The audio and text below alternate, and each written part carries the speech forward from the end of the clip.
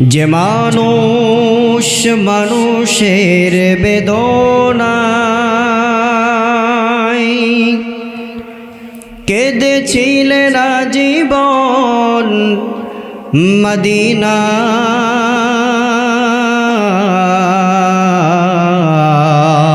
আল্লাহু আকবার। যে মানুষ মানুষের বেদনায়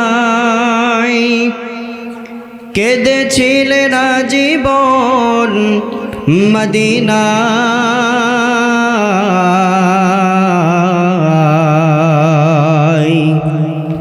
সেই মানুষ যদি হয় এত সুন্দর,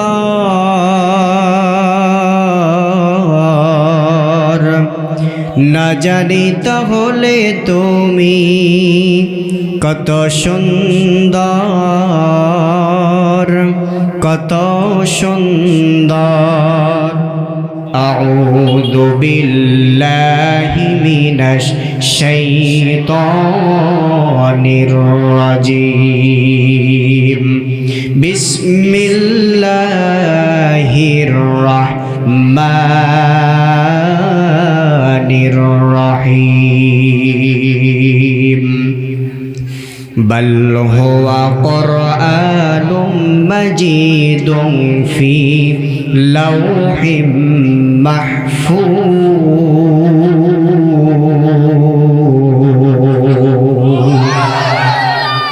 আল্লাহর কোরআন কি সুন্দর করে আজ থেকে ১৫০০ বছর পূর্বে বিশ্ব নবীজির উপরে নাজিল হয়ে পৃথিবীর মানুষের এই প্রশ্নের অ্যান্সার কত সুন্দর করে জানায় দিলেন। রে পৃথিবীর মানুষ, তোমাদের নির্ধারিত একটি বাড়ি আছে, বাসস্থান আছে, বিদায় তোমরা আমার কাছে প্রশ্ন করেছ আমি কোরআনুল কারিমের বাড়ি কোথায়।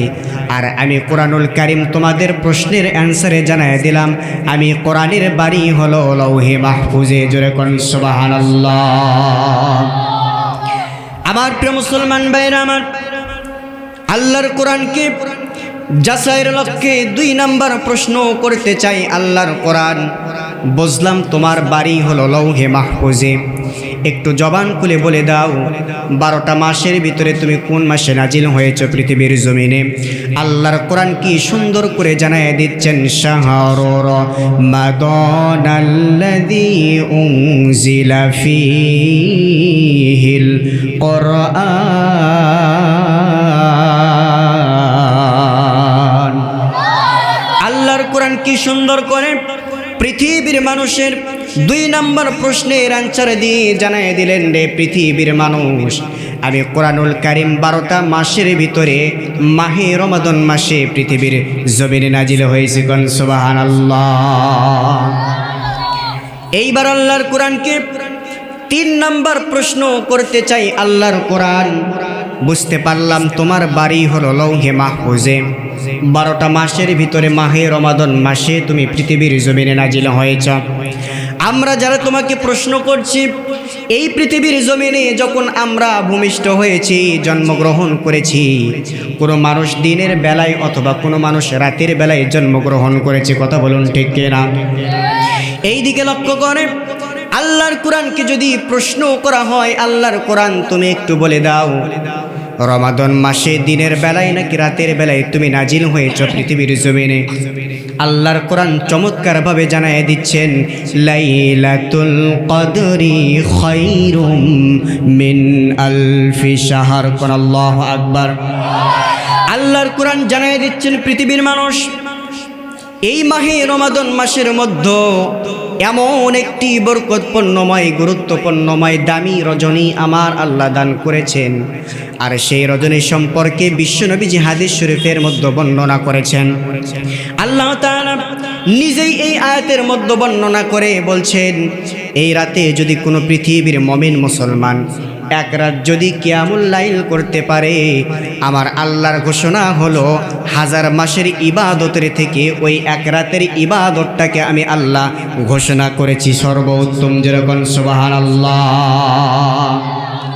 এই রাতটির নাম হলো লাইলাতুল কদরের রাত। এইবার আল্লাহর কোরআনকে যদি সর্বশেষ প্রশ্ন করতে চাই আল্লাহর কোরআন, তাহলে বুঝতে পারলাম তোমার বাড়ি হলো লৌহে মাহফুজে, তুমি মাহে রমাদান মাসে পৃথিবীর জমিনে নাজিল হয়েছ, আবার রাতের বেলায় নাজিল হয়েছ।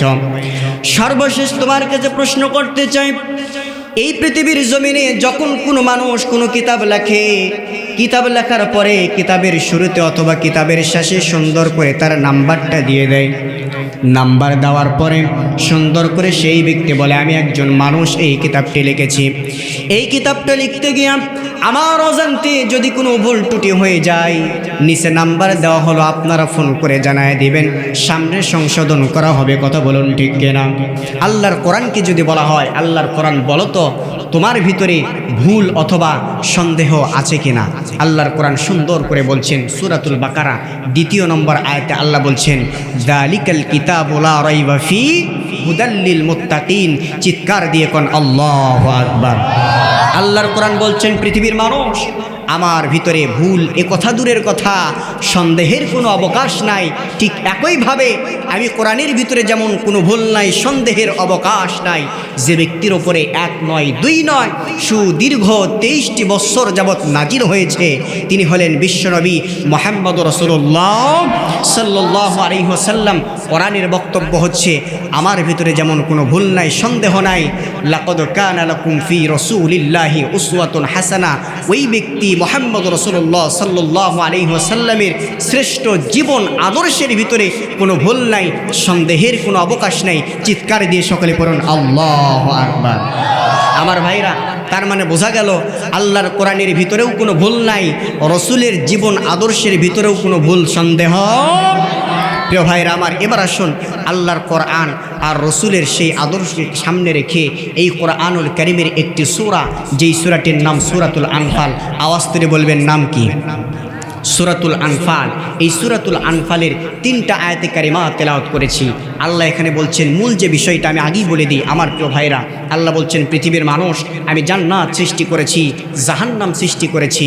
জান্নাতে যাবে তোমাদের মধ্যেই কেউ, আবার জাহান্নামের মধ্যেও যাবে তোমাদের মধ্যেই কেউ। কথা বলুন ঠিক কিনা? সুতরাং তোমরা যদি জান্নাত পেতে চাও, তাহলে আমার জাহান্নামকে ভয় করে তোমরা পৃথিবীর জমিনে ঈমানদার মুমিন হয়ে যাও। সুবহানাল্লাহ পড়বেন না? আল্লাহ বলছেন, এই পৃথিবীতে তুমি যদি ঈমানদার হতে পারো, এরপরে যদি মৃত্যুবরণ করতে পারো, আমি আল্লাহ তাআলা কবরের মধ্যে তোমার কবরটাকে জান্নাতের টুকরায় পরিণত করতে 1 সেকেন্ড দেরি করব না। চিৎকার দিয়ে কোন সুবহানাল্লাহ। প্রিয় ভাইরা আমার, তাহলে আমাদের মুমিন হওয়ার দরকার আছে না নাই? জান্নাত পাবার পূর্ব শর্ত কি? মুনাফিক নাকি মুমিন? জোরে বলুন কি? মুমিন। এখন আপনি আমি মুমিন কিনা, অথবা মুমিনের খাতায় আপনার আমার নাম আছে কি নাই, এই কথাই আল্লাহ তাআলা এই 3টা আয়াতের মধ্যে বলেছেন। সুবহানাল্লাহ পড়বেন না? আল্লাহ বলছেন, পৃথিবীর কোনো মানুষের মধ্যে যদি 3টা গুণ 5টা গুণ যদি পাওয়া যায়, অথবা এই 5টা গুণের কোনো একটা গুণ যদি পাওয়া যায়, তাহলে সেই ব্যক্তি যেন ধারণা করে নেয়, সেই ব্যক্তি যেন বুঝে নেয় তার ভাগ্য এখনো পর্যন্ত ভালো। মুমিনের খাতায় যিনি নাম রেখে দিয়েছেন, আওয়াজ করে বলবেন তিনি কে? জোরে বলুন তিনি কে? আমার ভাইরা, এই সমস্ত ব্যক্তিদের সম্পর্কে আল্লাহ 5টি গুণের পরের কথা বলছেন, উলাইকা হুমুল মুমিনুনা হাক্কা। পৃথিবীর কোনো মানুষ তাকে সার্টিফিকেট দেয় না, স্বয়ং আমি আল্লাহ তাআলা খালিক সার্টিফিকেট দিয়ে বললাম, ওই ব্যক্তি পৃথিবীর জমিনে শ্রেষ্ঠ, ওই ব্যক্তি সলিড ঈমানদার, 1 নাম্বার মুমিন। চিৎকার দিয়ে কোন সুবহানাল্লাহ। আল্লাহ বলেন, তাদের জন্য 3টা পুরস্কার, লাহুম দারাজাতুন ইনদা রাব্বিহিম ওয়া মাগফিরাতুন ওয়া রিজকুন কারীম। 1 নাম্বার পুরস্কার, কাল কিয়ামতের ময়দানে সবাই যখন সবাইকে ভুলে যাবে, আমি আল্লাহ যখন কহার রূপ ধারণ করব, আমার সিংহাসনের পার্শ্বে ওই ব্যক্তিদের জন্য সম্মানজনক একটি আসনের ব্যবস্থা করব। 2 নম্বর পুরস্কার, ওয়া মাগফিরা, অতীতের জীবনের সমস্ত গুনাহগুলো ক্ষমা করে দিয়া আমি আল্লাহ নিষ্পাপ মাসুম তাকে বানায় দেব। 3 নম্বর পুরস্কার, ওয়া রিজকুন কারীম, আমি আল্লাহ তাআলা দুনিয়া এবং মৃত্যুর পরে কবরের মধ্যে জান্নাত থেকে উত্তম রিজেকের, জান্নাতি খাবার, উত্তম রিজেকের ব্যবস্থা আমি আল্লাহ তাদের জন্য করব। যেরকম সুবহানাল্লাহ। আমার ভাইরা, আসুন এই গুণগুলো সম্পর্কে আমরা জানবো। তার পূর্বে তাফসিরের মধ্যে আসছে, এই বিষয়টা বুঝতে গেলে আগে আপনাদেরকে পিছনে নিয়ে যাওয়া লাগবে। আপনারা একটু জবান ছেড়ে বলবেন, এই পৃথিবীর মানুষ কয় ভাগে বিভক্ত? কেউ কি বলতে পারবেন? আমার ভাইরা, আমার ভাইরা, এই পৃথিবীর মানুষ বিভিন্ন ভাগে বিভক্ত। কেউ মুসলমান, কেউ হিন্দু, কেউ বৌদ্ধ, কেউ নাসারা, ইহুদি, এরকম আছে না নাই? আর আমাদের দেশে তো দলের কোনো অভাব। কিন্তু কোরআন এবং হাদিসের আলোকে এই পৃথিবীর মানুষ মূলত দুইটা ভাগে বিভক্ত। 1 নাম্বার ইমানদার মুমিন, 2 নাম্বার বেঈমানদার। বেঈমানদারদেরকে বাদ দিলে থাকে একটি শ্রেণী, যাদের নাম কি? এই ইমানদারদেরকে কিতাবের ভাষায় আসছে, কিতাবের লেখক লিখে বলেছেন এই ইমানদারদেরকে কোরআন এবং হাদিসের আলোকে দুইটা ভাগে ভাগ করা হয়েছে। একটা ফার্স্ট কোয়ালিটির ইমানদার মুমিন, আরেকটি হচ্ছে নরমাল কোয়ালিটির ইমানদার মুমিন। এই ফার্স্ট কোয়ালিটির ইমানদার মুমিন যখন বিপদের মধ্যে পড়ে যায়, আল্লাহকে যখন আল্লাহ বলে স্বীকার করে, ওই ডাকটা জমিনের মধ্যে সীমাবদ্ধ থাকে না, 7তম আসমান ভেদ করে আল্লাহর বারে আরশে আজিম পর্যন্ত পৌঁছে যায়। আল্লাহর ওয়াদা ওয়াকানা হাক্কুন আলাইনা নাসরুল মুমিনিন, ডাকটা আল্লাহর দরবারে পৌঁছাইতে দেরি হয়, সঙ্গে সঙ্গে আল্লাহ তাদের ডাকে সাড়া দিয়ে তাকে বিপদ থেকে উদ্ধার করে আমার আল্লাহ তাআলা বিজয় দিতে 1 সেকেন্ড দেরি করে না। কোন সুবহানাল্লাহ। পক্ষান্তরে যারা নরমাল কোয়ালিটির ইমানদার, এই ব্যক্তিগুলো যখন আল্লাহকে আল্লাহ বলে স্বীকার করে, ইমান মজবুত না হওয়ার কারণে তাদের ডাকটা 7তম আসমান ভেদ করে আল্লাহর বাড়ি পর্যন্ত পৌঁছা দূরের কথা, 1ম আসমানেই পৌঁছে না। তার বাস্তব প্রমাণ আজকে আমরা দোয়া করি, অনেক দোয়া কবুল হয়, জোরে বলুন হয়। আমার ভাইরা, ইমানদার মুমিন ফার্স্ট কোয়ালিটির যারা হয়, এরা আল্লাহকে ডাকলে যে আল্লাহ শোনে, তার একটি এক্সাম্পল কিতাব থেকে দিতে চাই, ইসলামের ইতিহাস থেকে। আপনারা কি শুনতে রাজি আছেন ভাই? ইসলামের সর্বপ্রথম মুআজ্জিম যার নাম ছিল হযরতে বেলাল রাদিয়াল্লাহু তাআলা আনহু। এই বেলাল রাদিয়াল্লাহু তাআলা আনহু তিনি ইসলাম গ্রহণ করার কারণে যে দাম দিয়েছেন, আল্লাহ তাআলা তার ঈমান দেখার পরে বিশ্বনবীজিকে জানায় দিলেন, ওগো রাসূল, আমি আল্লাহ তাআলা শ্রেষ্ঠতম জায়গা আমার ঘর মসজিদে নববীর মুআজ্জিম হিসাবে আমি আল্লাহ তাআলা বেলালকে পছন্দ করেছি। কন্না সুবহানাল্লাহ। আমার প্রিয় মুসলমান ভাইরা, আমার গভীর মনোযোগ দিয়ে কথাগুলো শ্রবণ করবেন। আল্লাহর নবীর সাহাবী হযরত বেলাল রাদিয়াল্লাহু তাআলা আনহু, তিনাকে আল্লাহ রাব্বুল আলামিন বিশ্ব নবীজির সঙ্গে মাশওয়ারা করার পরে মসজিদে নববীর মুআজ্জিম বানায় দিলেন। এই বেলাল রাদিয়াল্লাহু তাআলা আনহু দৈনিক 5 বার মসজিদ নববীর মিনারের উপরে দাঁড়ায় যখন আল্লাহু আকবার ধ্বনি দেয়া আজান দেওয়া আরম্ভ করে দেন, আজান ধ্বনিগুলো শোনার সঙ্গে সঙ্গে সাহাবায়ে কেরামগুলো মসজিদের দিকে নামাজের জন্য ছুটে আসে। একদিন সাহাবায়ে কেরাম দল বেঁধে বিশ্ব নবীজির সামনে চলে গেলেন। আমার নবীজিকে ডাক দিয়ে বললেন, ইয়া রাসূলুল্লাহ, ইয়া হাবিবাল্লাহ, যদি আপনি অনুমতি দেন তাহলে আপনার সামনে একটা বিষয় আমরা দরখাস্ত করতে চাই। কোন আল্লাহু আকবার। নবীজি আমার বললেন, ও আমার সাহাবীরা রে, কোনো আপত্তি নাই, তোমরা যে দরখাস্ত আমি রাসূলের সামনে পেশ করতে চাও নির্দ্বিধায় করতে পারো, কোনো সমস্যার বিষয় এখানে আমি দেখি না। রাসূল এই কথা যখন বললেন, সাহাবায়ে কেরাম ডাক দিয়ে বললেন, ইয়া রাসূলুল্লাহ, ইয়া হাবিবাল্লাহ, আমরা লক্ষ্য করে দেখেছি হযরতে বেলাল যখন আজান দেয় আজান ধ্বনিগুলো ভুল হয়ে যায়। আশহাদুর জায়গায় তিনি আসহাদু বলে ফেলেন। সূরাতুল ইখলাসের ভিতরে প্রথম আয়াতের মধ্যে আল্লাহ রাব্বুল আলামিন সুন্দর করে জানিয়েছেন, কুল হুয়াল্লাহু আহাদ, যার অর্থ হলো হে রাসূল আপনি বলুন। এই জায়গায় পৃথিবীর কোনো মুমিন মুসলমান যদি তেলাওয়াতের সময় যদি ছোট্ট কাফটাকে ব্যবহার করে বলে কুল হুয়াল্লাহু আহাদ, তাহলে তার অর্থ হয়ে যায় হে রাসূল আপনি খান। তাহলে হে রাসূল আপনি বলুন আর হে রাসূল আপনি খান, এই দুইটা অর্থের ভিতরে আকাশ আর জমিন পার্থক্য আছে না নাই? সাহাবায়ে কেরাম বললেন, ইয়া রাসূলুল্লাহ, হযরতে বেলাল যখন আজান দেয় আজান ধ্বনিগুলো ভুল হয়ে যায়। আসহাদুর জায়গায় তিনি আসহাদু বলে ফেলেন। আজান ধ্বনি ভুল হওয়ার কারণে অর্থের পরিবর্তন হয়ে যায়। মেহেরবানি করে মসজিদে নববীর মুআজ্জিমটাকে কি একটু পাল্টানো যায় না? কোন আল্লাহু আকবার। আমার নবীজি কোনো কথা বললেন না, তিনি ডাইরেক্ট মাথা নিচের দিকে করে ফেললেন। সাহাবায়ে কেরাম থরথর করে কাঁপছেন, তার কারণ তারা চিন্তা করছেন আল্লাহর নবীজির সামনে এই দরখাস্ত দেওয়ার মাধ্যম দিয়ে আমরা কোনো বেয়াদবি করে ফেললাম কিনা আমরা জানি না। সাহাবায়ে কেরাম যখন থরথর করে কাঁপছেন, এমন তো সময় বিশ্ব নবীজি ডাইরেক্ট মাথা আকাশের দিকে উত্তোলন করলেন। এর কিছুক্ষণ পর সাহাবায়ে কেরামদের দিকে তাকাইলেন। তাকানোর পরে বিশ্ব নবীজি সাহাবায়ে কেরামদেরকে বলছেন, আমার সাহাবীরা রে, টেনশন করার কোনো কারণ নাই, চিন্তা করার কোনো কারণ নাই। তোমরা যেই দরখাস্ত আমার সামনে পেশ করেছ, এই দরখাস্ত শুধু তোমাদের মধ্যে আর আমার মধ্যে সীমাবদ্ধ নাই, তোমাদের দরখাস্ত আল্লাহর বাড়ি পর্যন্ত পৌঁছে গিয়েছে।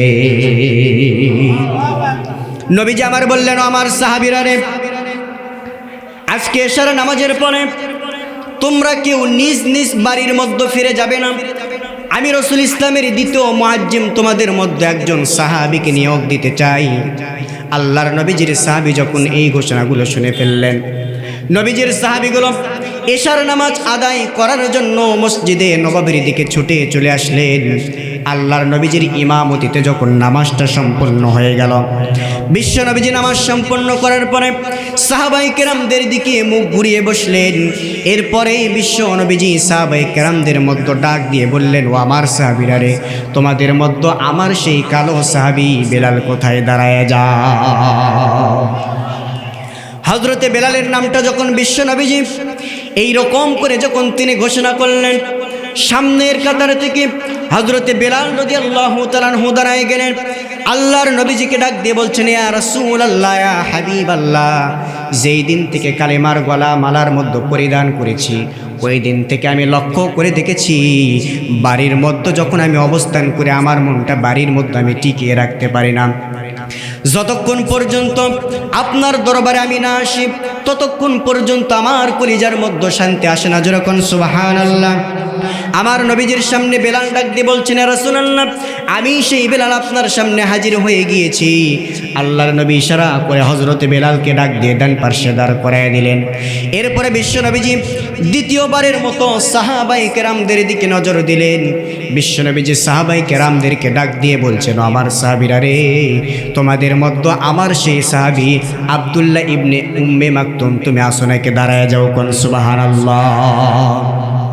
সাহাবীটার নামটা যখন বিশ্বনবীজি ঘোষণা করলেন, একই নামে দুইজন সাহাবী ছিলেন বিশ্বনবীজির।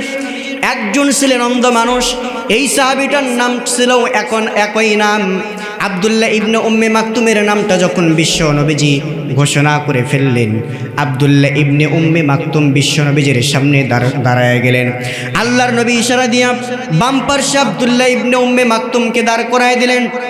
এইবার বিশ্ব নবীজি ডান দিকে তাকায়া হযরতে বেলালকে লক্ষ্য করে বললেন, বেলাল রে, ইসলাম গ্রহণ করার কারণে তুমি যেই দাম দিয়েছ, তুমি যেই ত্যাগ স্বীকার করেছ, এই কথা পৃথিবীর মানুষগুলো ভুলে যেতে পারে, আমার আল্লাহ এবং আমি তার হাবিবুল্লাহ বিশ্বনবী বলতে পারি না। কোন সুবহানাল্লাহ। নবীজি আমার ডাক দিয়ে বললেন, বেলাল রে, কিন্তু আমি কি করব বলো? তার কারণ হলো, আমি তো শুধুমাত্র একজন নবী নয়, আমি শুধুমাত্র একজন রাসূল নয়। আল্লাহ রাব্বুল আলামিন আমাকে শ্রেষ্ঠ আদর্শ বানিয়েছেন। আল্লাহ রাব্বুল আলামিন আমাকে শ্রেষ্ঠ রাষ্ট্রনায়ক হিসেবে পৃথিবীর জমিনে পাঠিয়েছেন। একজন শ্রেষ্ঠ আদর্শবান রাষ্ট্রনায়কের একটি মূল লক্ষ্য করে দেখবেন। একটি আদর্শ হলো, যেই সমস্ত ব্যক্তিগুলো আদর্শবান নেতা হবে, জনগণের প্রত্যেকটা দরখাস্ত পূর্ণ করতে পারুক অথবা না পারুক, অন্তত পক্ষে জনগণের প্রত্যেকটা আবদার শুনবে। কথা বলুন ঠিক কিনা? আমাদের নেতাদের দিকে তাকাইলে দেখা যায়, নেতাদের সামনে আমাদের দরখাস্ত পেশ করা দূরের কথা, দরখাস্ত পেশ করতে চাইলে 7 দিন সময় পার হয়ে যায়। তারপরে নেতার দেখা যদি একবার আমাদের সামনে মিলে, নেতা বলে, আগামী জুমাবার আসো, আজকে আমার সময় নাই। এইরকম নেতা আমাদের সমাজে আছে না নাই? জোরে বলুন, আছে না নাই? আমার প্রিয় মুসলমান ভাইরা, আমার বিশ্ব নবীজি বললেন, আমার সাহাবীরা রে, হযরতে বেলাল, আমি রাসূল একজন আদর্শবান নেতা। আমার সাহাবীদের দরখাস্ত আমি আল্লাহ রাব্বুল আলামিনের হাবিব মঞ্জুর করে নিয়েছি, এমনকি আমার আল্লাহ মঞ্জুর করে নিয়েছেন। এই মুহূর্তে আমি রাসূল দরখাস্ত করলাম, তোমার সামনে পেশ করলাম। আগামী ফজর থেকে তুমি হযরতে বেলালকে মসজিদে নববীর মুয়াজ্জিনের ভূমিকা থেকে অব্যাহত দিয়ে দিলা। নবীজি যখন এই কথা বললেন, সঙ্গে সঙ্গে হযরতে বেলাল রাদিয়াল্লাহু তাআলা আনহু ছোট্ট বাচ্চার মতো চোখের পানি ফেলে কান্না আরম্ভ করলেন। ফোঁপায় ফোঁপায় তিনি কান্না করছেন। আল্লাহর নবীজি বেলালের কান্না দেখে তার মুখটাও মলিন হয়ে গেল। কোন আল্লাহু আকবার। আমার নবীজি বাম পার্শ্বে তাকাইলেন, আব্দুল্লাহ ইবনে উম্মে মাকতুমকে লক্ষ্য করে বললেন, রে আব্দুল্লাহ ইবনে উম্মে মাকতুম, আমি রাহমাতুল লিল আলামিন, আমি বিশ্ব নবী এই মুহূর্তে ঘোষণা করে তোমাকে শোনায় দিলাম, আগামী ফজর থেকে মসজিদের দ্বিতীয় মুয়াজ্জিম হিসেবে তোমাকে নিয়োগ দিয়ে দিলাম। কোন সুবহানাল্লাহ। হযরতে বেলালকে যখন অব্যাহত দিলেন, আব্দুল্লাহ ইবনে উম্মে মাকতুমকে যখন নতুন দায়িত্ব দিয়ে ফেললেন, এরপরে বিশ্ব নবীজি সাহাবায়ে কেরামদেরকে লক্ষ্য করে বললেন, রে আমার সাহাবীরা, এই মুহূর্তেই তোমরা আমার সামনে আর থাকতে পারবে না। তার কারণ হলো, বলুন তো বগুড়ার মুসলমান, তাহাজ্জুদ নামাজের মহব্বত আর ফজরের নামাজের গুরুত্ব আছে নাকি নাই? নবীজি বললেন, আমার সাহাবীরা সবাই বাড়ির মধ্যে ফিরে যাও। সমস্ত সাহাবী বাড়ির মধ্যে ফিরে গেলেন। হযরতে বেলাল রাদিয়াল্লাহু তাআলা আনহু তিনিও তার বাসস্থানের দিকে যখন ফিরে চলে গেলেন, কিতাবের মধ্যে আসছে, ইসলামের ইতিহাস প্রমাণ করে দিয়ে বলছে, ওই দিন প্রত্যেকটা সাহাবায়ে কেরামদের মতো হযরতে বেলাল একটা মিনিটের জন্য তিনি বালিশের সঙ্গে মাথা লাগান নাই। যাই নামাজ বিছায়া সেজদার জায়গায় চোখের পানি ছেড়ে তিনি কান্না আরম্ভ করে দিয়েছেন, ভিজায় ফেলেছেন সেজদার জায়গা। আর আল্লাহর দরবারে হাত তুলে বলতেছেন, আল্লাহ তুমি সূরাতুল আনফালের মধ্যে বলেছ, পৃথিবীর কোনো মানুষ যদি ফার্স্ট কোয়ালিটির ইমানদার মুমিন হতে পারে, আর ওই ব্যক্তি যখন কোনো বিপদ আপদ মুসিবতের মধ্যে পড়ে যাবে, ইমানের দাবিদার হয়ে যখন তোমার দরবারে দরখাস্ত পেশ করবে, ওই দরখাস্তটা শুধুমাত্র জমিনের মধ্যে সীমাবদ্ধ থাকবে না, তোমার বাড়ি আল্লাহ আরশ আজিম পর্যন্ত পৌঁছে যায়। আর তুমি ওয়াদা করেছ, ওই বান্দার দরখাস্ত মঞ্জুর করা তুমি আল্লাহর জন্য ওয়াজিব হয়ে যায়। ভালো করে মনে রাখবেন, সামান্য এই সূত্র হযরতে বেলাল রাদিয়াল্লাহু তাআলা আনহু ধরলেন, আল্লাহকে ডাক দিয়ে বলছেন, আল্লাহ, জোরে করে আল্লাহু আকবার। আল্লাহকে ডাক দিয়ে বলছেন, আল্লাহ, আমি যদি ফার্স্ট কোয়ালিটির ইমানদার মুমিন হয়ে থাকি, আমার নামটা যদি মুমিনদের খাতায় লেখা হয়ে থাকে, আমার কোনো ইবাদত যদি তুমি গ্রহণযোগ্য করে থাকো, যদি কবুলযোগ্য করে থাকো, তাহলে সেই আমলের বরকতে হলেও তোমার দরবারে দরখাস্ত করলাম, আবারও আগামী ফজর থেকে তোমার ঘর মসজিদে নববীর ভূমিকা আমি বেলাল পালন করতে চাই। এই কথা যখন হযরতে বেলাল বললেন, কান্না করছেন, কান্না করতে করতে যখন ফজরের নামাজে রক্ত হয়ে গেল, আল্লাহর নবীর সাহাবী আব্দুল্লাহ ইবনে উম্মে মাকতুম ঘুম থেকে যখন তিনি জাগ্রত হয়ে গেলেন, ওযু ইস্তেনজা সারার পরে তিনি মসজিদে নববীর দিকে ছুটে চলে আসলেন। মসজিদে নববীর দিকে ছুটে আসার পরে তিনি আল্লাহু আকবারের ধ্বনি দিয়ে আজান দেওয়া আরম্ভ করে দিলেন। আজান ধ্বনিগুলো শোনার সঙ্গে সঙ্গে রাসূলের সাহাবীগণ ফজরের নামাজ আদায় করার জন্য মসজিদে নববীর দিকে ছুটে চলে আসলেন। এমনকি আপনার আমার দয়ার নবী, মায়ের নবী, বিশ্বনবী নিজেও চলে আসলেন। আল্লাহর নবীজির ইমামতিতে ফজরের নামাজটা যখন সম্পন্ন হয়ে গেল, ফজরের নামাজ সম্পন্ন হওয়ার পরে বিশ্ব নবীজির একটি অভ্যাস ছিল, সাহাবায়ে কেরামদেরকে নিয়ে আল্লাহর নবী আল্লাহর কোরআন থেকে প্রতিদিন দার্স দিতেন। কোন সুবহানাল্লাহ। প্রিয় মুসলমান ভাইরা আমার, আল্লাহর নবীজি সাহাবায়ে কেরামদের দিকে ঘুরে বসলেন। সাহাবায়ে কেরামদের সামনে কোরআন থেকে যখন তিনি দার্স দিলেন, কোরআন থেকে যখন দার্স দেওয়া শেষ হয়ে গেল, এবার সাহাবায়ে কেরামদেরকে লক্ষ্য করে বললেন, আমার সাহাবীরা রে, তোমরা আর আমার দরবারে কেউ থাকতে পারবে না। এই কথা যখন বিশ্ব নবীজি বললেন, সমস্ত সাহাবায়ে কেরাম আল্লাহর নবীজির অর্ডার পাওয়ার পরে তার দরবার যখন ত্যাগ করার জন্য চিন্তা ভাবনা করলেন, মসজিদে নববীর বারান্দার মধ্যে তারা চলে গেলেন। বারান্দার মধ্যে যাবার পরে পূর্ব দিগন্তে তাকায় দেখলেন, প্রতিদিন যখন দ্বার শেষ হয়ে যায়, দ্বার শেষ হওয়ার পরে পূর্ব দিগন্তে তারা সূর্য দেখতে পান। আমার প্রিয় মুসলমান ভাইরা আমার, গভীর মনোযোগ দিয়ে কথাগুলো শ্রবণ করবেন। আল্লাহর নবীজি সাহাবায়ে কেরামদেরকে যখন ছুটি দিয়ে দিলেন, প্রত্যেকটা সাহাবায়ে কেরাম যখন বাড়ির পথে রওনা করলেন, বাড়ির পথে রওনা করার সময় তারা পূর্ব দিগন্তে তাকায় দেখলেন, প্রতিদিন দ্বার শেষ হওয়ার পরে বাড়িতে যাবার পথে তারা সূর্যের দেখা পান, কিন্তু ওই দিন তারা লক্ষ্য করে দেখলেন পূর্ব দিগন্তে সূর্য উদিত হয় নাই। দীর্ঘক্ষণ পর্যন্ত তারা সেই জায়গার মধ্যে দাঁড়ায় থাকলেন। এরপরেও যখন সূর্যের দেখা পেলেন না, আল্লাহর নবীর সাহাবীরা বিশ্ব নবীজির সামনে ব্যাগ হয়ে ফিরে গেলেন। আল্লাহর নবীজিকে ডাক দিয়ে বলছেন, ইয়া রাসূলুল্লাহ, ইয়া হাবিবাল্লাহ, ওগো আল্লাহর নবী, প্রতিদিন দ্বার শেষ হবার পরে বাড়িতে যাবার পথে পূর্ব দিগন্তে তাকানোর পরে আমরা সূর্য উদিত হওয়ার দৃশ্য দেখতে পাই। আজকে আমরা সূর্য উদিত হওয়ার দৃশ্য দেখতে পাই নাই।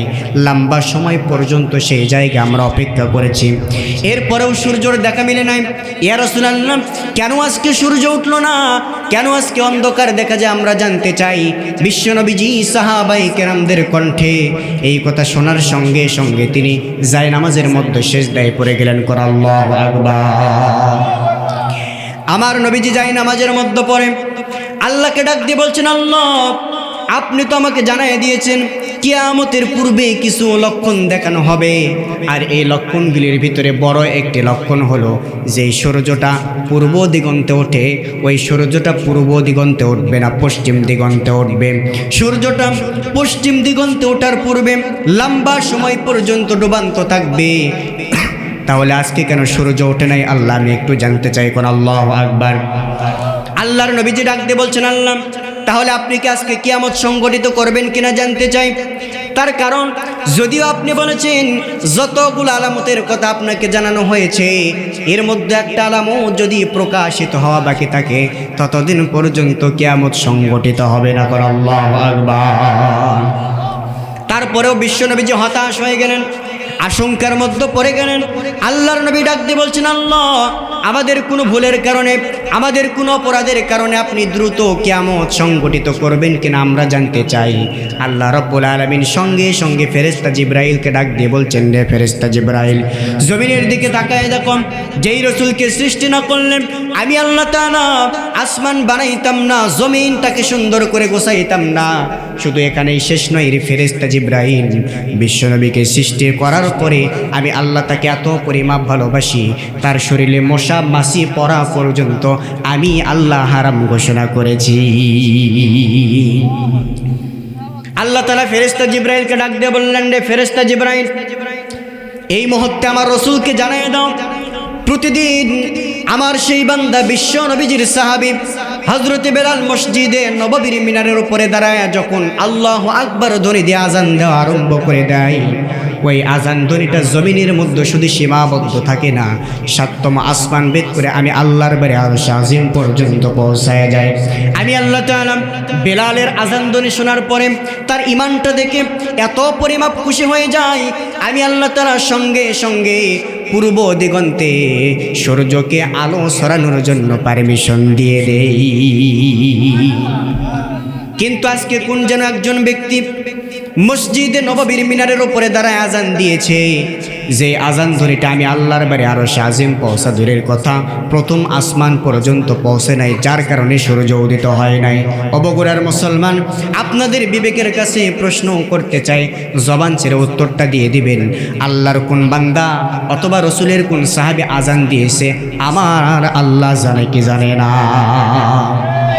জানার পর আল্লাহ তাআলা জিজ্ঞাসা করলেন, তার মানে হলো যুগে যুগে প্রত্যেকটা নবী রসুলদের মাধ্যম দিয়া, ওলিয়া উলিয়াদের মাধ্যম দিয়া আল্লাহ রাব্বুল আলামিন এমন কিছু ঘটনা ঘটিয়েছেন যেই সমস্ত ঘটনাগুলো শুধুমাত্র এই জমিনের মধ্যে কিছু সময়ের জন্য সংক্ষিপ্ত নয়, কিয়ামত পর্যন্ত আমার আল্লাহ তাআলা উম্মতে মুহাম্মাদীদের জন্য শিক্ষা স্বরূপ দিয়েছেন। কোন সুবহানাল্লাহ। আমার প্রিয় মুসলমান ভাইরা, আমার গভীর মনোযোগ দিয়ে কথাগুলো শ্রবণ করবেন। আল্লাহর নবীজি তার কাছে ফেরেশতা জিবরাইল চলে আসলেন, আসার পরে বলছেন, ইয়া রাসূলুল্লাহ, ইয়া হাবিবাল্লাহ, প্রতিদিনের মতো আপনি এবং আপনার সাহাবীগুলো যদি পূর্ব দিগন্তে সূর্যের দেখা পেতে চাই তাহলে এই মুহূর্তে একটা সেকেন্ড দেরি করবেন না, আপনার সেই কালো সাহাবী হযরতে বেলালকে মসজিদে নববীর মিনারের উপরে দাঁড় করে আজান দেওয়ার জন্য হুকুম দিয়ে দেন। আমার নবীজি হযরতে বেলালের দিকে তাকাইলেন, তাকানোর পরে ডাক দিয়ে বললেন, বেলাল নে, আমি রসুল এই মুহূর্তেই ঘোষণা করলাম তুমি মসজিদে নববীর মিনারের উপরে দাঁড়ায় যাও, দাঁড়ানোর পরে তুমি মুক্ত গলায় আজান ধ্বনিগুলো দিয়ে ফেলো। তার কারণ হলো তোমার দাম সম্পর্কে পৃথিবীর মানুষ না জানতে পারে, আমার আল্লাহ এবং আমি হাবিবুল্লাহ তোমার সম্পর্কে ভালো জানি। নবীজি আমার ডাক দিয়ে বললেন, বেলাল নে, আল্লাহ রাব্বুল আলামিন ফেরেশতা জিবরাইলের মাধ্যম দিয়ে আমাকে জানায় দিয়েছে যতক্ষণ পর্যন্ত তুমি মিনারের উপরে দাঁড়ায় আজান না দিবে কিয়ামত সংগঠিত হওয়া সম্ভব হবে এই পৃথিবীর জমিনে আর কোনো দিন সূর্য উদিত হওয়া সম্ভব হবে না। চিৎকার দিয়ে কোন সুবহানাল্লাহ। আবার প্রিয় মুসলমান ভাইরা আমার, হযরতে বেলাল রাদিয়াল্লাহু তাআলা আনহুকে বিশ্বনবীজি সঙ্গে সঙ্গে বললেন, বেলাল আর একটা সেকেন্ড দেরি করা চলবে না, এই মুহূর্তে আমি রাসূল তোমাকে ঘোষণা করলাম, চলে যাও মসজিদে নববীর মিনারের ওপরে দাঁড়াও। প্রতিদিন তুমি যেমন মুক্ত গলায় আজান দাও, আজকেও তুমি আজান দিয়ে ফেলো। তার কারণ তুমি যতক্ষণ পর্যন্ত আজান ধ্বনি না দিবে কিয়ামত সংগঠিত হওয়া সম্ভব হবে। এই পৃথিবীর জমিনে আর কোনোদিন সূর্যের দেখা মিলবে। আমার ভাইরা, ইসলামের ইতিহাস প্রমাণ করে দিয়েছে, বেলাল রাদিয়াল্লাহু তাআলা আনহু কান্না করতে করতে যখন আজান ধ্বনিগুলো দিয়ে ফেললেন, আজান দিতে দেরি হয়েছে, পূর্ব দিগন্তে প্রতিদিনের মতো সূর্য উদিত হতে একটা সেকেন্ড সময় লাগে নাই। চিৎকার দিয়ে সবাই বলুন সুবহানাল্লাহ। আপনাদের কাছে প্রশ্ন করতে চাই, জবান ছেড়ে বলবেন, হযরতে বেলাল কার বান্দা ছিলেন? জোরে বলুন, কার বান্দা ছিলেন? হযরতে বেলাল রাদিয়াল্লাহু তাআলা আনহু কার সাহাবী ছিলেন? তাহলে হযরতে বেলাল রাদিয়াল্লাহু তাআলা আনহু তিনি আল্লাহর বান্দা ছিলেন, বিশ্বনবীজির সাহাবী ছিলেন। আব্দুল্লাহ ইবনে উম্মে মাকতুম তিনিও আল্লাহর বান্দা ছিলেন, বিশ্বনবীজির সাহাবী ছিলেন। একজন আজান দিলে সাততম আসমান ভেদ করে আজান ধ্বনি আল্লাহর বাড়ি আরশ আজিম পর্যন্ত পৌঁছে যায়। আমার আল্লাহ খুশি হয়ে ওই সময় সঙ্গে সঙ্গে পূর্ব দিগন্তে সূর্যকে আলো ছড়ানোর জন্য পারমিশন দেয়। আরেকজন সাহাবী তার মতো, তিনি আজান দিলে সূর্য উদিত হওয়া দূরের কথা, প্রথম আসমানেই পৌঁছে না, এর মধ্যেও পূর্বের কথাই নিয়ে যেতে চায়। ফার্স্ট কোয়ালিটির ইমানদার মুমিন আর নরমাল কোয়ালিটির ইমানদার মুমিন, এই দুইটা শ্রেণীর পরিচয় আছে নাকি নাই? জবান ছেড়ে বলুন, আছে না নাই? আমার ভাইয়েরা, তবে আপনাদেরকে সতর্ক করতে চাই, মুফাসসিরিনে কেরামগণ যারা এই ব্যাখ্যাটি লিখেছেন ওনারা সতর্ক করেছেন। তার মানে এই নয় আপনি হযরতে বেলালকে দেখবেন এক চোখে, আব্দুল্লাহ ইবনে উম্মে মাকতুমকে দেখবেন আরেক চোখে, এইটা করা যাবে?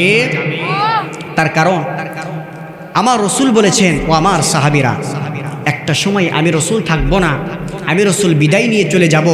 তবে আমি রাসূল আমার উম্মতদের স্মরণে সুসংবাদ জানিয়ে দিয়ে গেলাম, আমার প্রত্যেকটা সাহাবী তোমরা আমার ভবিষ্যতে যতগুলো উম্মাত পৃথিবীতে আসবে এদের সামনের পথ চলার জন্য তারকা স্বরূপ বলেছেন মুহাম্মদ রাসূলুল্লাহ সাল্লাল্লাহু আলাইহি ওয়াসাল্লাম। জোরে সুবহানাল্লাহ। আমার ভাইরা, আল্লাহ রাসূল আরও বলেছেন, আমার প্রতিটা সাহাবী বিনা হিসাবে জান্নাতি। আব্দুল্লাহ ইবনে উম্মে মাকতুমকে এক চোখে দেখবেন, হযরতে বেলালকে আরেক চোখে দেখবেন, এইটা করা যাবে? তবে এখান থেকে আল্লাহ তাআলা যেই মূলত শিক্ষা দেওয়ার চেষ্টা করেছেন, এই শিক্ষা আপনাকে আমাকে বের করতে হবে। কথা বলুন ঠিক কিনা? প্রিয় ভাইরা আমার, এজন্য আপনাদেরকে বলবো, ওই বেলালের মতো আপনার আমার ঈমান মজবুত করার দরকার আছে না নাই? কোন বেলাল? কোন বেলাল? যেই বেলাল এই যে মেরাজ আমরা পার করে ফেললাম, বিশ্বনবীজি, আমরা মেরাজের ঘটনাটা জানি। আল্লাহর নবী যখন মেরাজের রাত্রিতে যখন তিনি চলে গেলেন, জান্নাত জাহান্নাম যখন তিনি ভ্রমণ করছেন, এমন তো অবস্থায় জান্নাতের ভিতরে বিশ্বনবীজি লক্ষ্য করে দেখলেন আল্লাহর নবীজির পার্শ্বে একজন ব্যক্তি যেন পৃথিবীতে খরম পায়ে দিয়ে হাঁটলে যেই আওয়াজ হয় এরকম আওয়াজ হইতেছে। কন্যা সুবহানাল্লাহ। নবীজি আমার ডাক দিয়ে বললেন, ভাই জিবরাইল, এই জায়গার মধ্যে শুধুমাত্র তোমাকে আর আমাকে দেখা যায়। মোট কয়জন? এই দুইজনকে দেখা যায়, কিন্তু তৃতীয় আরেকজন ব্যক্তির পায়ের শব্দ পাওয়া যায়। এই ব্যক্তিটা কে অথবা কেনই বা এই শব্দ আসে, আমি রাসূল জানতে চাই। বিশ্বনবী যখন এই প্রশ্ন করলেন, সঙ্গে সঙ্গে জিবরাইল আল্লাহর আদেশ পাওয়ার পরে আল্লাহর পক্ষ থেকে ঘোষণা করলেন, ওগো রাসূল, যেই ব্যক্তির পায়ের শব্দ আপনি পাচ্ছেন, লোকটাকে দেখা যাচ্ছে না, ওই ব্যক্তি সাধারণ কোনো ব্যক্তি নয়, জমিনের মধ্যে আপনার সেই কালো সাহাবী হযরতে বেলাল। চিৎকার দিয়ে কন্যা ভাই সুবহানাল্লাহ।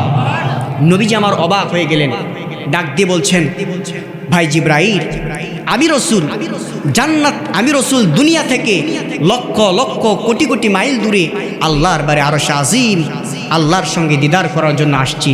এই জায়গাতে বেলাল তো নাই, তাহলে বেলালের পায়ের শব্দ কেমনে পাওয়া যায়?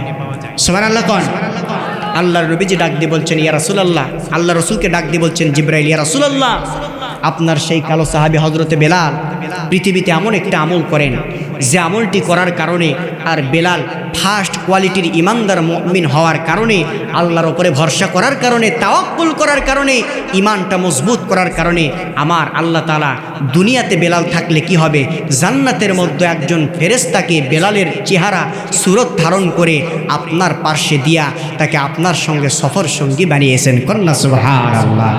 এই বেলালের মতো আমাদের ইমান হওয়ার দরকার আছে না নাই? জোরে বলুন আছে না নাই? কারা কারা রাজি আছেন দুটি হাত তুলে আমার আল্লাহকে দেখায় দেন। লিল্লাহে তাকবীর, লিল্লাহে তাকবীর, আল কোরআনের আলোক, আল হাদিসের আলোক, লিল্লাহে তাকবীর। আল্লাহ তাআলা আমাদের সকলের হাতকে কবুল করুন, সকলে পড়ুন আমিন। আল্লাহ তাআলা আমাদের সবাইকে বেলালের কাতারে শামিল করুন, সকলে পড়ুন আমিন। প্রিয় ভাইরা আমার, যে কথা বলছিলাম, ওই বেলাল তার দাম এতটা বাড়ার পিছনে কয়েকটা কারণ ছিল। তার মধ্যে মূলত একটা কারণ ছিল বেলাল সবসময় তাওয়াক্কুল করতেন কার উপরে? জোরে বলুন কার উপরে? আল্লাহ নিজে বলেছেন ওমাইয়া তাওয়াক্কাল আলাল্লাহি ফাহুয়া হাসবুহু। জমিনের মধ্যে হে রাসূল আপনি জানাই দিন, যেই ব্যক্তি আমি আল্লাহর প্রতি ভরসা করে তাওয়াক্কুল করে আমি আল্লাহ তাআলা ওই ব্যক্তির জন্য যথেষ্ট হয়ে যাই। কোন সুবহানাল্লাহ। সুতরাং আপনাদেরকে প্রশ্ন করতে চাই, এই পৃথিবীর জমিনে আপনার আমার সঙ্গী, আপনার আমার জন্য আপনার আমার রব যদি হয়ে যায়, পৃথিবীর কোনো মানুষের দরকার আছে ভাই? জোরে বলুন আছে? আপনি আমি যদি আল্লাহর উপরে তাওয়াক্কুল করতে পারি, ভরসা করতে পারি, আল্লাহ বলছেন সেটা ব্যক্তিগত জীবন হোক, পারিবারিক জীবন হোক, সামাজিক জীবন হোক, রাষ্ট্রীয় জীবন হোক, আন্তর্জাতিক জীবন হোক, জীবনের প্রত্যেকটা বাঁকে বাঁকে, প্রত্যেকটা মোড়ে মোড়ে আমি আল্লাহর প্রতি পৃথিবীর কোনো ইমানদার যদি তাওয়াক্কুল করতে পারে, আমি আল্লাহ ঘোষণা করলাম ওই ব্যক্তিকে বিজয় দিয়ে ঘরে না ফেরানো পর্যন্ত আমি আল্লাহর জন্য এই বিষয়টাকে ওয়াজিব করে নিলাম। জোরে কন্যা সুবহানাল্লাহ। প্রিয় ভাইরা আমার, এই জন্য আল্লাহর উপরে আমাদের তাওয়াক্কুল করার দরকার আছে না নাই?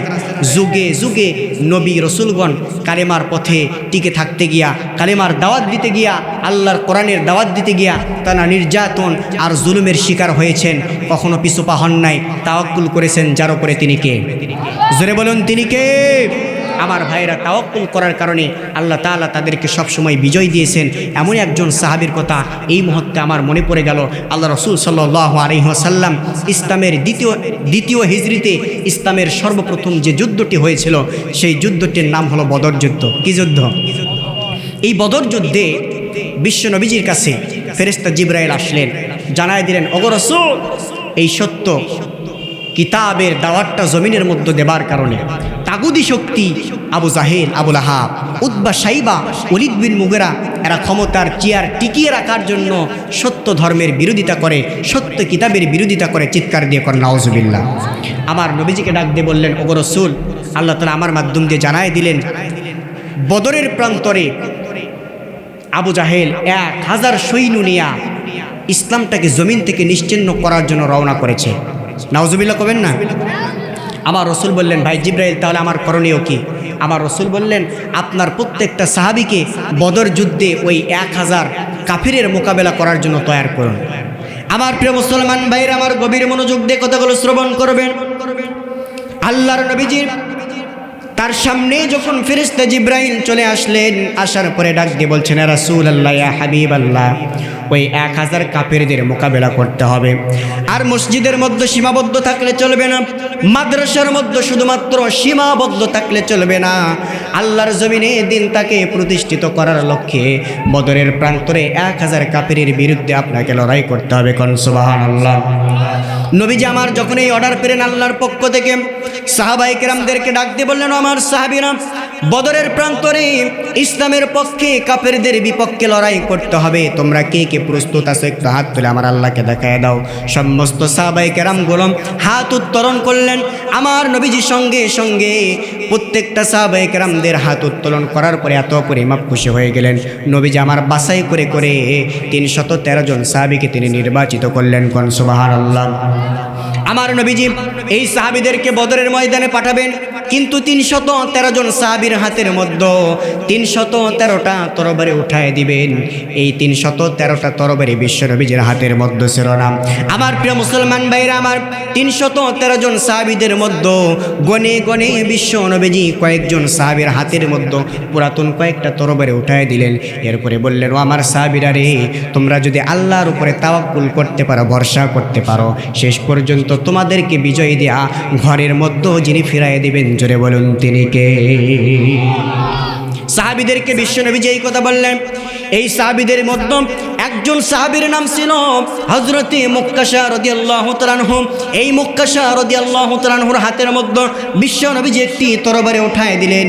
এরপরে বিশ্বনবীজি বললেন, রে মুক্কাশা, তুমি চলে যাও বদরের প্রান্তরে কাফেরদের মোকাবেলা করার জন্য।